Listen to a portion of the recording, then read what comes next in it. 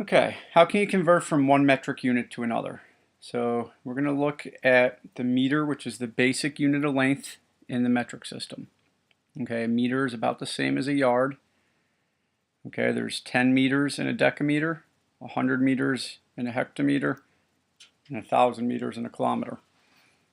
Okay, if you're looking the other way, there's 10 decimeters in a meter. Okay, so a decimeter is 1/10 of a meter.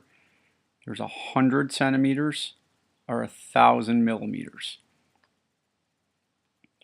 Okay, metric units are based on powers of 10, so you're always multiplying by a power of 10, so you can also just move the decimal. So let's look at this first example. A plane measures 73.9 meters from nose to tail. Okay, you're going from meters to centimeters. Remember, there's 100 centimeters in a meter. Okay, you're going from a bigger unit to a smaller unit, so you're going to be multiplying by 100, which is the same as moving the decimal twice to the right. So move it once, okay, and then you can move it again. Your answer is 7,390 centimeters. Okay, next example, Jenny ran 50 meters. Again, a meter is roughly the same length as a yard. How many millimeters? Okay, there's 1,000 millimeters in a meter. Okay, or you can multiply by 1,000. So 50 times 1,000 is 50,000, or if you looked at that as 50.0, you can move it once, move it again, move it again. It's 50,000 millimeters. A meter is about a yard, a centimeter is maybe the size of your fingernail, and there's 10 millimeters in a centimeter.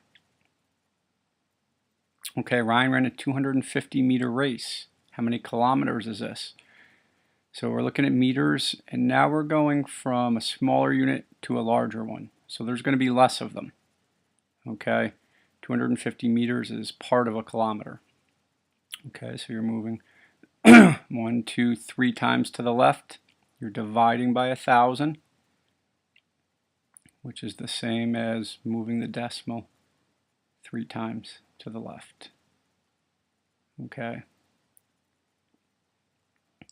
So if Ryan ran, there's 1,000 meters in a kilometer. So if he ran a 250 meter race, he ran 250 thousandths of a kilometer. Okay. So the metric system is based on powers of 10. Okay, if you're going from a bigger unit to a smaller unit, you're going to multiply by 10 or 100 or 1,000. You can just move the decimal to the right. If you're going from a smaller unit to a larger unit, there's going to be less of them, so you're going to be dividing by 10, 100, or 1,000. Always make sure your answer makes sense.